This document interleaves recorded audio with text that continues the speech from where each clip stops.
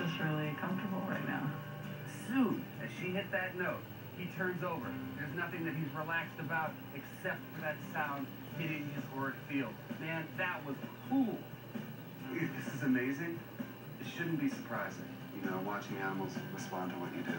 Now that I'm seeing this avenue of it opening up my energy work, I'm getting a motivation.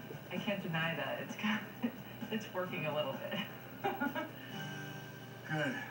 I still don't feel that optimistic about eventually leaving my space all set up and sharing it with Pump. I just don't. If Pump winds up without this home, he will die. I've already said I will do whatever it takes to make that not happen, but I can't break arms to make that happen. I can only sort of show the way and hope that people walk the path too. Got a little something I made for you? So,